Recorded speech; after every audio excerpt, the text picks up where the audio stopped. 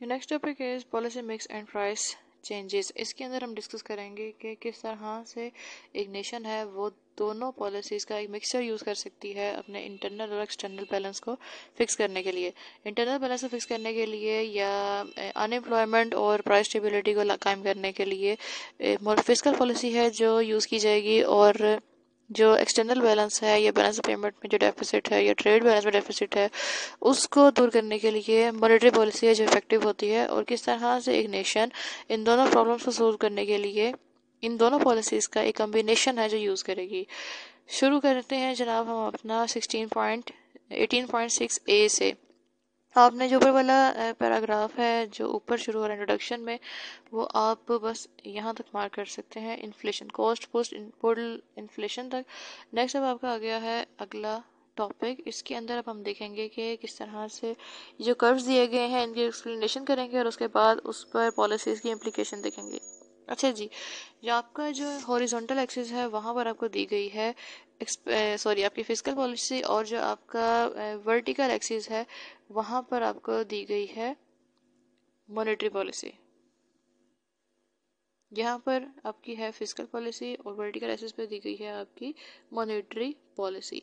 अच्छा जी, ये आपका है ओरिजिन। जिस वक्त आप जीरो से या ओरिजिन से मूव करेंगे राइट वर्ड अपने हॉरिजॉन्टल एक्सिस पर, तो आप जाएंगे एक्सपेंशनरी फिस्कल पॉलिसी की तरफ। यानी कि आपकी एक्सपेंशन इंक्रीज होती जाएगी हॉरिजॉन्टल एक्सिस के ऊपर जब आप ओरिजिन से दूर जाएंगे। जिस वक्त आप वर्टिकल एक्सिस की तरफ दिखेंगे और जब जीरो एक्सिस से ऊपर की तरफ मूव करेंगे तो आपकी जो मॉनेटरी पॉलिसी है वो टाइट होती जाएगी ऊपर की तरफ को। ठीक है जी। और जैसे जैसे आप नीचे को मूव करेंगे वर्टिकल एक्सिस पे तो आपकी जो मॉनेटरी पॉलिसी है वो इजी होती जाएगी। तो ये इनके जो है ये आपकी डायरेक्शंस हैं। सेकेंडली अब हमने देखना है कि आपके जो आई बी और ई बी टू कर्व्स हैं जो यहाँ पर दिए गए हैं। आई बी कर्व जो है वो शो करेगा आपका इंटरनल बैलेंस को, और ई बी कर्व जो है वो शो करेगा एक्सटर्नल बैलेंस को। आपकी जो नेक्स्ट पेज है वहाँ से आपको उसकी एक्सप्लेनेशन भी साथ साथ मार्क करवाती जाती हूँ। आईबी लाइन जो है इसकी एक्सप्लेनेशन यहाँ पर दी गई है आपको यहाँ शुरू से। अच्छा जी, यहाँ पे वो कह रहे हैं कि आईबी लाइन इंटरनल बैलेंस का जो ये कर्व है ये शो करता है मॉनेटरी पॉलिसी और फिस्कल पॉलिसी के डिफरेंट कम्बिनेशंस, जो कि इंटरनल बैलेंस जो कि फुल एम्प्लॉयमेंट लेवल की नेशनल इनकम होती है और प्राइस स्टेबिलिटी होती है उसको शो करते हैं। अच्छा जी, अब ये पॉजिटिवली स्लोप्ड है और उसमें क्या लॉजिक है कि आपका जो जैसे जैसे आप एक्सपेंशनरी फिस्कल पॉलिसी की तरफ यूं हो जाएंगे इंक्रीज आएगा, उसी तरह आप जब ऊपर को मूव करेंगे मॉनेटरी पॉलिसी के वर्टिकल एक्सिस पर तो वो टाइट होती जाएगी। यानी कि एक्सपेंशनरी फिस्कल पॉलिसी के साथ आप टाइट मॉनेटरी पॉलिसी है जिसका कम्बिनेशन यूज करेंगे, जो कि इस आई बी कर्व की पॉजिटिव स्लोप से शो हो रही है। अच्छा जी, मैं आपको डायग्राम से सारा एक्सप्लेन करूंगी और आपका ये जो फर्स्ट पैराग्राफ है ये कंप्लीट उसमें कवर होगा। जिस वक्त आप फिस्कल पॉलिसी एक्सपेंशनरी यूज़ करेंगे तो आप जो है इस डायरेक्शन में हॉरिजॉन्टल एक्सिस में आपकी फिस्कल पॉलिसी एक्सपेंशनरी होगी। अब हम देखने लगे हैं कि किस तरह से इनके बीच में रिलेशन है कि एक्सपेंशनरी फिस्कल पॉलिसी के साथ टाइट मॉनेटरी पॉलिसी क्यों यूज़ की जाती है। अच्छा जी, फिस्कल पॉलिसी आपने यूज़ की एक्सपेंशनरी, आप इस एफ पॉइंट पर जहाँ इनिशियल उनका इंटरसेक्शन हो रहा था वहाँ से आप मूव कर गए right word towards this A point. ठीक है जी, अब आप आ गए हैं एफ से ए की तरफ। इसमें क्या होगा कि आपकी जो नेशनल इनकम है वो हो जाती है इंक्रीज, आपकी जो एग्रीगेट डिमांड है वो इंक्रीज हो जाती है। जब एग्रीगेट डिमांड इंक्रीज होती है एक्सपेंशनरी फिस्कल पॉलिसी के नतीजे में, जिसके अंदर दो चीज़ें आती हैं कि या तो गवर्नमेंट एक्सपेंडिचर इंक्रीज होता है या टैक्सेस डिक्रीज होते हैं। दोनों सूरतों में आपकी एग्रीगेट डिमांड इंक्रीज होती है। एग्रीगेट डिमांड इंक्रीज होती है तो मुल्क में प्राइसेस जो हैं वो हाई हो जाती हैं। और क्यों प्राइसेस हाई होती हैं? क्योंकि डिमांड इंक्रीज होगी तो प्रोडक्शन साइड पे प्रोडक्शन इंक्रीज करने में टाइम लगता है, और चूंकि आपकी प्रोडक्शन उस लिहाज से इंक्रीज नहीं हुआ होता जितनी डिमांड में इंक्रीज आता है, तो आपके मुल्क में प्राइसेस हाई हो जाती हैं उस आउटपुट की जो नेशन में ऑलरेडी प्रोड्यूस हो चुकी है डिमांड इंक्रीज होने के नतीजे में।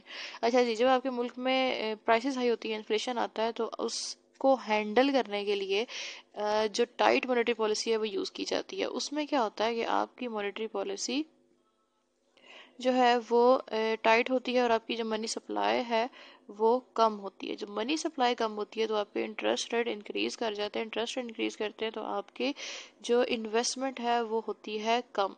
इन्वेस्टमेंट कम होती है तो आपका जो था एक इंक्रीज आया होता है एग्रीगेट डिमांड में, जो ऊपर की तरफ आपका इंटरेस्ट रेट मूव करता है, वो इसको किसी हद तक हैंडल कर लेता है और उसको वापस मूवमेंट कहाँ होती है फिर, ये आपकी मूवमेंट हुई एक्सपेंशनरी फिस्कल पॉलिसी के नतीजे में एफ से ए की तरफ, और जिस पर टाइट मॉनेटरी पॉलिसी जो है वो इसको ऊपर की तरफ को मूव करती है।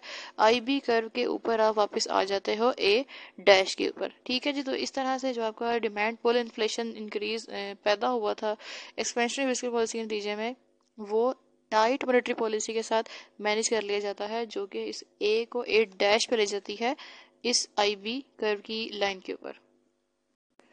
सेकेंडली, जिस वक्त आप मनी सप्लाई कम करते हो तो जो इन्फ्लेशन आया होता है वो जनाब हैंडल हो जाता है, क्योंकि मनी सप्लाई कम होने से जो प्राइसेस हैं वो कम होती है। इन्फ्लेशन का जो प्रेशर था वो कम होता है और प्राइस स्टेबिलिटी की तरफ वापस आप मूव कर जाते हैं। अब जहाँ आपका पैराग्राफ इसी पैराग्राफ में आ रहा है, a tight monetary policy that leaves the Nations interest rate below the indicated. अच्छा जी, अब ऐसा क्या हो कि आपकी जो मनी सप्लाई थी वो मॉनेटरी पॉलिसी टाइट हो रही है, लेकिन मनी सप्लाई में जो डिक्रीज आ रहा है वो कम हो।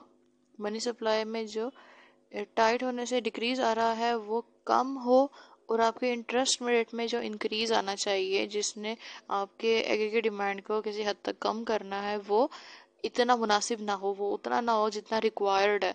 तो आपकी जो इन्वेस्टमेंट है उसमें जो डिक्रीज है वो कम आएगा और आपकी एग्रीगेट डिमांड जो है उसमें डिक्रीज कम आएगा, जिसकी वजह से जो इन्फ्लेशन है वो बाकी रह जाएगा। सेकेंडली, अगर आपका मनी सप्लाई जो है उसका डिक्रीज बहुत ज़्यादा हो तो आपके इंटरेस्ट रेट में जो इंक्रीज है वो बहुत ज़्यादा हो जाएगा, जिससे आपकी इन्वेस्टमेंट पे इफ़ेक्ट बहुत ज़्यादा वर्स कर देगा, उसको बहुत ज़्यादा डिक्रीज आ जाएगा और आपने जिस लेवल तक नेशनल इनकम रखनी है उससे भी फॉल कर जाएगी, और आपको क्या चीज़ फेस करनी पड़ेगी, अनएम्प्लॉयमेंट। तो जिस वक्त ऐसी सिचुएशन होगी या तो आप इन्फ्लेशन कायम रह जाएगा या फिर आपकी जो अनएम्प्लॉयमेंट है वो इंक्रीज हो जाएगी। अगर मॉनेटरी पॉलिसी के अंदर जो डिक्रीज आना है वो कम हो, सुस्त रफ्तारी से आए या ज़्यादा स्पीड से आए, ज़्यादा आ जाए, तो या तो अनएम्प्लॉयमेंट इंक्रीज होगी या इन्फ्लेशन बाकी रह जाएगा, सस्टेन कर जाएगा। इसीलिए जो आपका आईबी कर्व है उसकी राइट साइड पे इन्फ्लेशन है और उसकी जो लेफ्ट साइड है वहाँ पर अनएम्प्लॉयमेंट है, इस सेम रीज़न की वजह से। नेक्स्ट अब आपका पैराग्राफ शुरू हो रहा है other on other hand the EB line. EB line जो है एक्सटर्नल बैलेंस के लिए ये शॉर्ट फॉर्म है, और ये क्या शो करती है ये लाइन कि आपके different combinations of your monetary and fiscal policy that keep the external balance on its place, यानी कि आपकी जो बैलेंस ऑफ पेमेंट या ट्रेड बैलेंस है वो बैलेंस में रहता है, उसके अंदर डेफिसिट सरप्लस नहीं होते।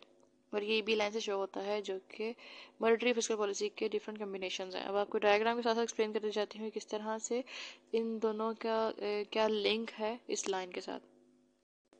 इसका यहाँ डायग्राम के अंदर आपको शो कर देती हूँ मैं साथ, कि जिस वक्त आपकी फिस्कल पॉलिसी हमने यूज़ की थी एक्सपेंशनरी, उसके बाद क्या होता है कि आपकी जो नेशनल इनकम है वो इंक्रीज़ होती है और आपकी जो इम्पोर्ट्स हैं वो इंक्रीज़ हो जाती हैं, क्योंकि वो पॉजिटिव फंक्शन है नेशनल इनकम का।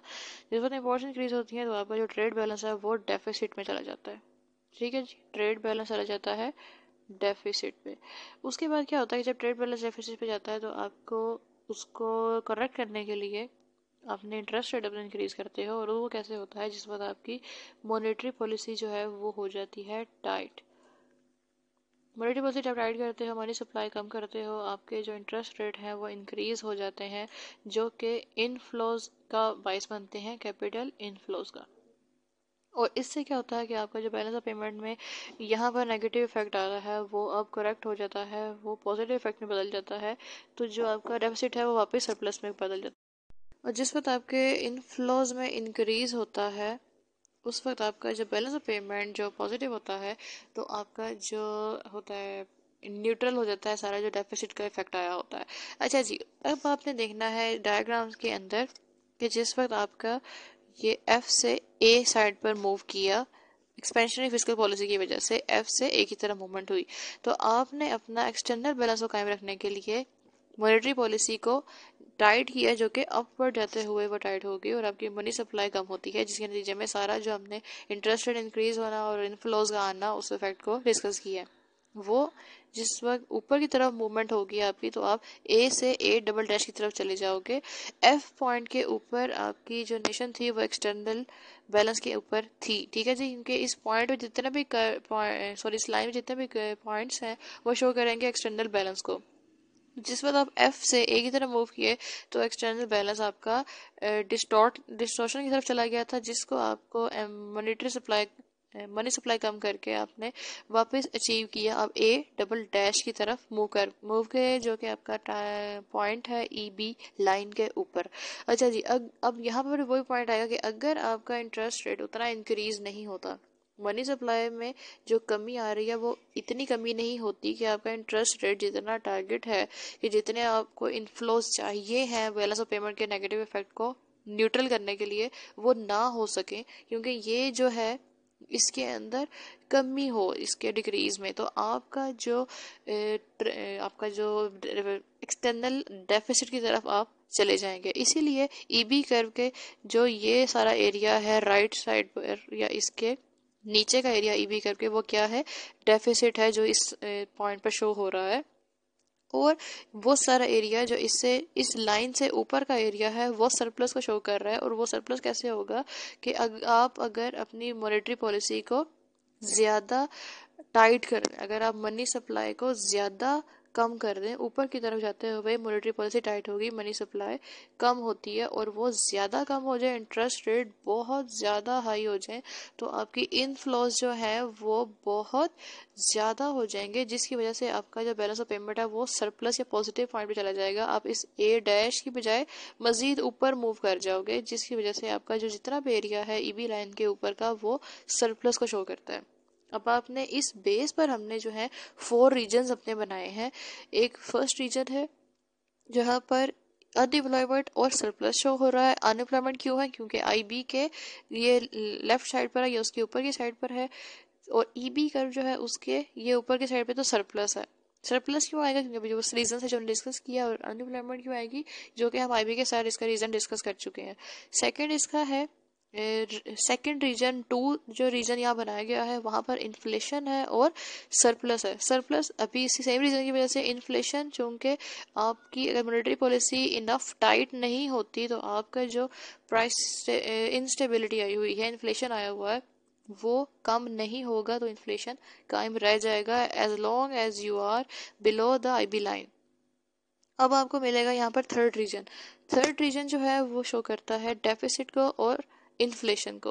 डेफिसिट क्यों है, क्योंकि यहाँ पर आपकी जो मनी सप्लाई है वो इतनी टाइट नहीं हो रही जितना उसका होना चाहिए, उतना इंटरेस्ट रेट इंक्रीज नहीं हो रहा जितना उसका होना चाहिए कि आपके मुल्क में इनफ्लोज आए जो आपके बैलेंस ऑफ पेमेंट को डेफिसिट से निकाल कर लेकर जाए न्यूट्रलिटी की तरफ, तो इसीलिए यहाँ पर एरिया डेफिसिट का है।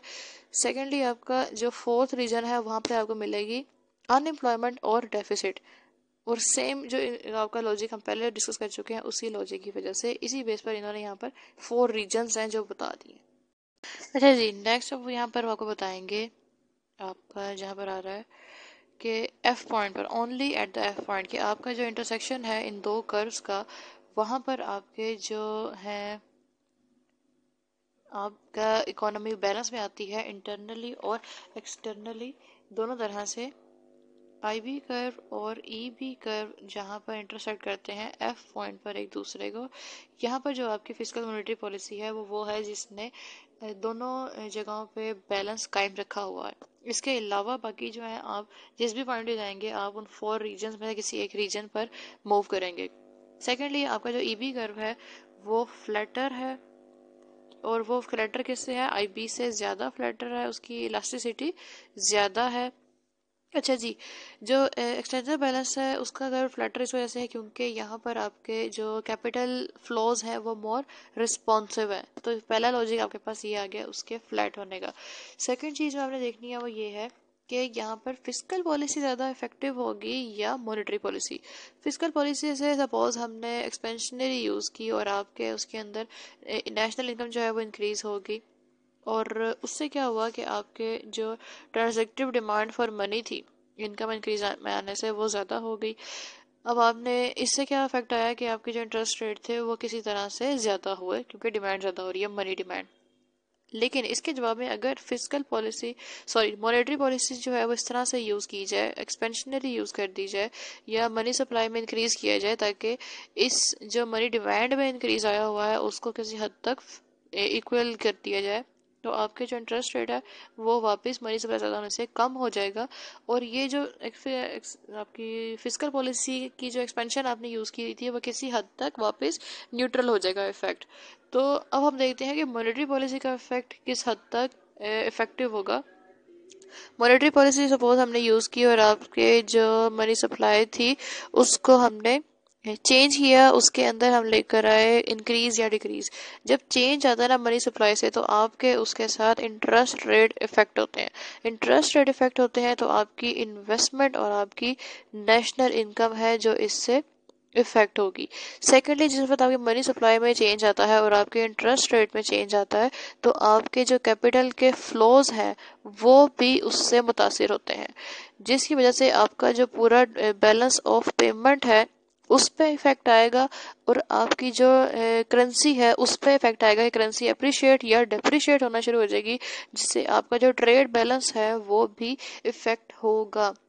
इसीलिए हम कह सकते हैं कि मॉनेटरी पॉलिसी जो है वो मोर इफेक्टिव है देन द एक्सपेंशनरी पॉलिसी, क्योंकि इसकी जो है बहुत ज़्यादा इसके इफ़ेक्ट जो है वो दूर तक जा रहे हैं और बहुत सी मार्केट्स तक फैलते हैं, और इसीलिए जो ईबी कर्व है it is more flatter than the IB line.